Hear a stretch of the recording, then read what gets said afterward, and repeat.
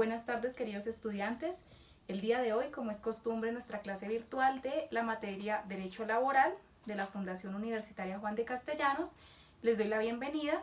El día de hoy vamos a seguir y a terminar nuestro tema respecto a salario. Ya habíamos puntualizado algunas situaciones particulares en la clase anterior. El día de hoy pues vamos a avanzar en unas situaciones que son interesantes y de vital importancia.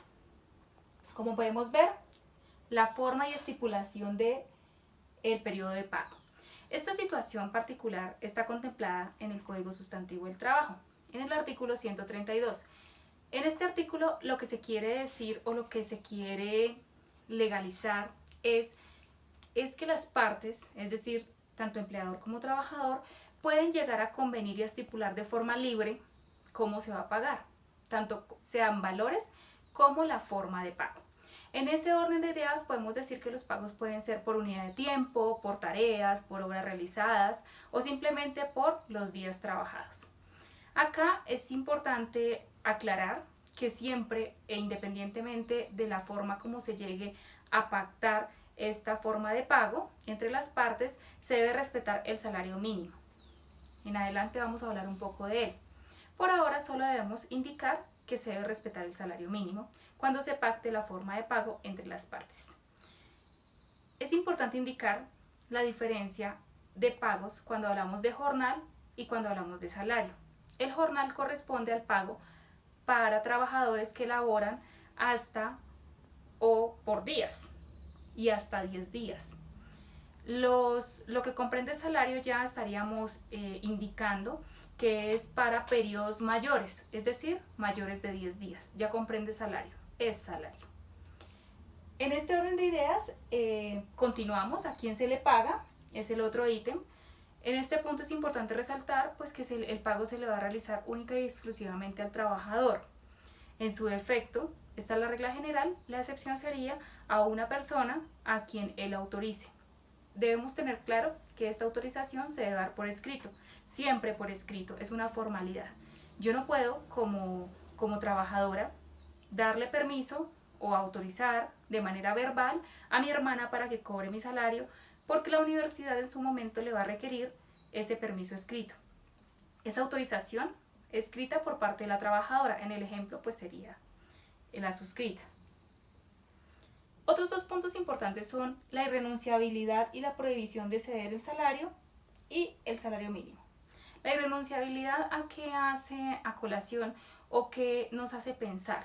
Esa irrenunciabilidad, como bien lo dice la palabra, es que yo, trabajadora, no puedo renunciar al pago o a la remuneración de mi trabajo.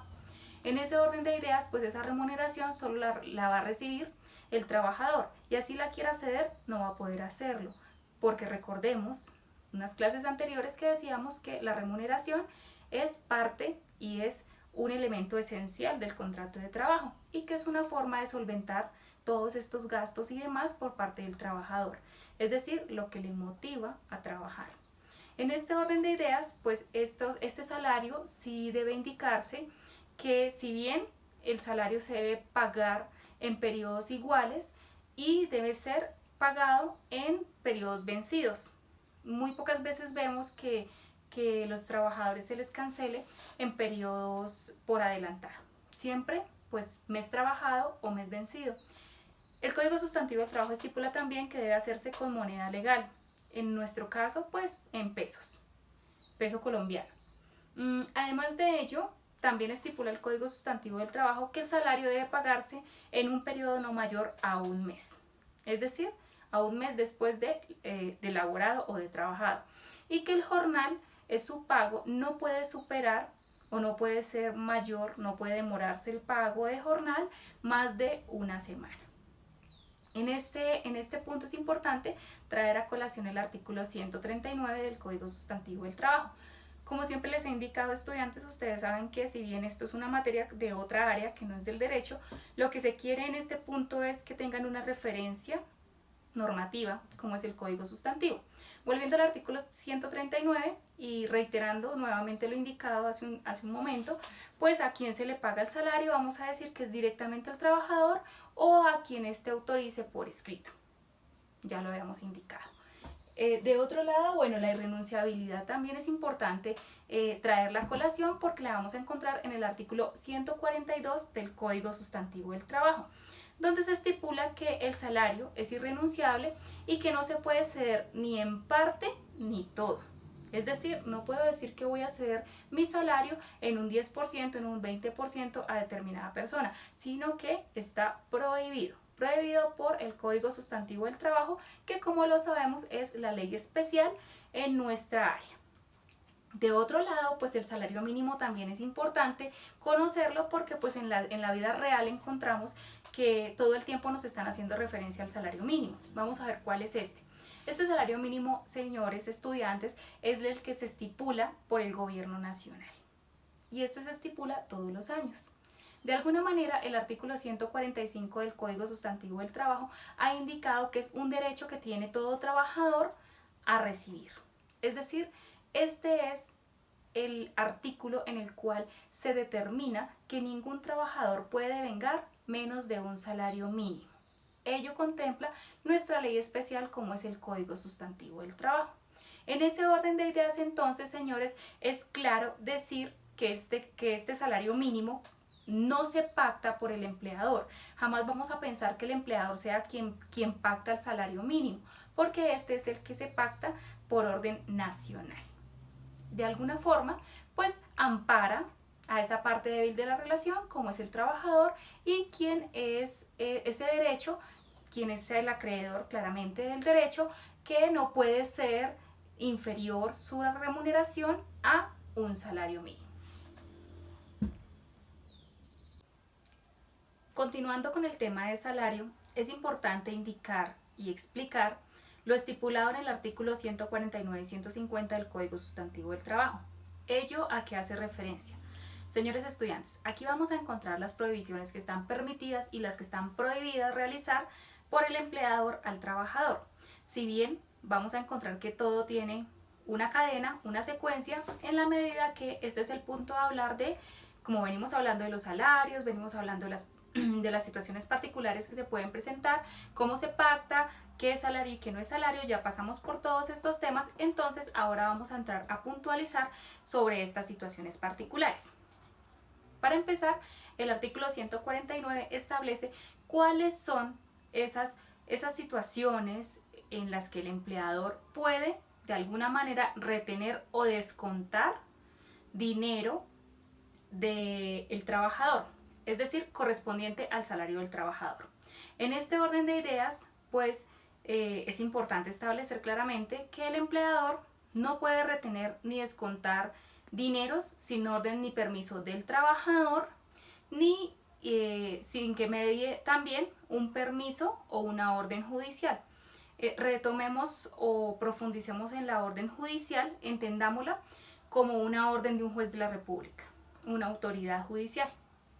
En este punto, pues entonces no puede descontar, no se puede hacer por parte del empleador descuentos al trabajador. 1. Por descuentos por uso o arriendo de locales. 2. De herramientas o útiles de trabajo. Si vamos a unas clases anteriores, vemos cómo todo se complementa y allá veíamos algunos deberes y algunas obligaciones de los trabajadores. Y entre ellos estaba cuidar los útiles que se proporcionaban por su empleador y asimismo el empleador tiene un deber. ¿Cuál es? Es el de brindarle a su trabajador estas materias, estos útiles de trabajo, estas herramientas de trabajo, pues para que ejecute su actividad. Recordemos, en esa clase decíamos que eran los implementos como los computadores, como las herramientas, como todas estas situaciones y útiles que sirven para el desarrollo a cabalidad de mi labor. Tercero, no puede descontarse por el empleador las deudas que tenga el trabajador con él mismo, es decir, deudas entre empleador-trabajador o del trabajador con socios o del trabajador con representantes de la empresa. Está netamente prohibido por la ley. También está prohibido por el empleador realizar descuentos por indemnización por daños a locales, a máquinas o a materias primas realizadas por el trabajador. Si bien existen otras formas, pero tiene prohibido el empleador realizar estos descuentos. También tiene prohibido el empleador realizar descuento por provisión de alimentos y por gastos de alojamiento. En este punto es importante devolvernos un poco a la clase anterior cuando hablábamos de los viáticos, que eran esos gastos que tiene el trabajador que, si bien está cumpliendo una función laboral o su actividad laboral o su objeto contractual, pero que requiere de unos gastos adicionales. En este caso estaríamos hablando pues de esos alimentos y del gasto de alojamiento, el hospedaje, un hotel. En ese caso está prohibido expresamente, reitero, por el artículo 149 del Código Sustantivo del Trabajo, porque el empleador no está autorizado para descontarle de su salario estos gastos. Pasando ya al artículo 150 del Código Sustantivo del Trabajo, pues es todo lo contrario.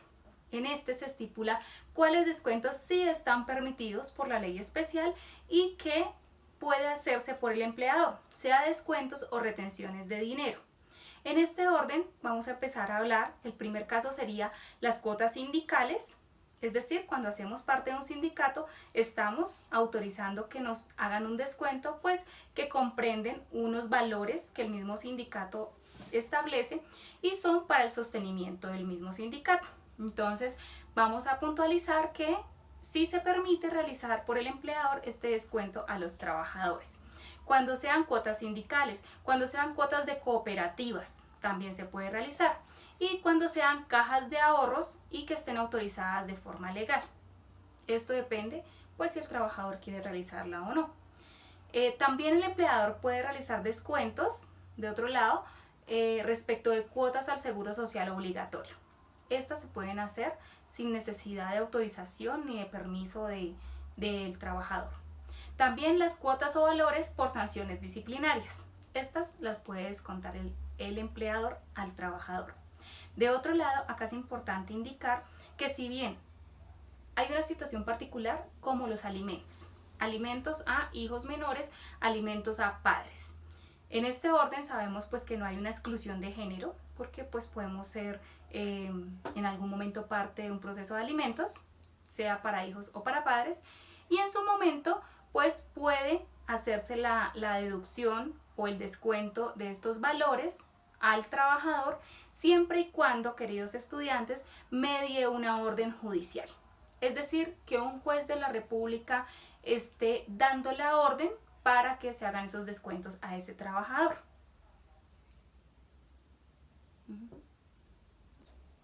De otro lado vamos a encontrar el régimen de descansos. En este están los tres que evidenciamos en pantalla. Lo importante es identificarlos y saber que son protecciones para el trabajador. Primero, vamos a encontrar el descanso dominical, el cual está contemplado en el artículo 172 del Código Sustantivo del Trabajo, en la medida que establece la obligación del empleador a dar un descanso remunerado dominical al trabajador. Este descanso tiene una duración mínima de 24 horas. Se estipula de esta manera pues para que se respete siquiera el descanso de ese tiempo para el trabajador. Cuando ese trabajador puede suceder que ese día no descanse y lo trabaje. Alguien me va a decir, ¿y qué pasa? Primero, puede hacerlo siempre y cuando ese trabajador se le cancele, se le pague el día más el recargo por ser un día de descanso. Es decir, este trabajador está laborando en un día que debe estar en descanso. De ser así, entonces, este descanso dominical es obligatorio concederlo y pagarlo. En el caso mío, yo soy beneficiaria de este descanso dominical porque a mí me pagan el domingo. A mí no me dicen, como usted trabaja de lunes a viernes, no se le paga sábado ni domingo, sino que nos asignan carga los sábados, pero el domingo es mi día de descanso remunerado. Me pagan este día. Segundo, vamos a encontrar el descanso remunerado, que es el artículo, o lo encontramos en el artículo 177 del Código Sustantivo del Trabajo. Allí vamos a encontrar que son esos descansos remunerados, llamémoslos con un apellido, que son obligatorios. Y ellos son los que comprenden a los trabajadores tanto del sector público como del sector privado. Es decir, entidades del sector público o empresa privada. Estos descansos los vamos a encontrar o vamos a identificarlos como cuáles. Son los descansos o días de fiesta que sean de carácter civil, o de carácter religioso. ¿Cuáles vamos a encontrar aquí? Por ejemplo, el 6 de enero, el 19 de marzo, el 20 de julio, que son fiestas nacionales. En particular, también vamos a encontrar como esos días que son las que disfrutamos la semana pasada, que los vamos a encontrar en el tercer ítem, que es el trabajo en festivos. Decimos que la Semana Santa son días festivos, jueves y viernes santo, que además de ser una fiesta de carácter religioso, se tiene como un día festivo, un día no laboral. En este caso ya pasamos al punto 3, al último, que es el trabajo dominical y festivo. Y lo que tenemos que decir hasta el momento es que trabajador que labore día dominical o día festivo se le debe remunerar con un recargo por el día. Quiere decir que, me explico, si yo laboro un día dominical o un día festivo, me lo tienen que pagar adicional al día normal, al día ordinario, sobre un recargo por ser domingo o por ser festivo. De estos recargos hablaremos en adelante, pues cuando ya entremos al tema de las prestaciones y las acreencias laborales y entenderemos un poco más o entenderemos cómo se liquida y cuál es ese valor del recargo que estamos hablando en este momento. Por ahora solo es importante indicar que ustedes sepan que ese trabajo en dominical y en festivo se debe remunerar y que vale más porque tiene un recargo adicional por ser ese día, domingo y festivo.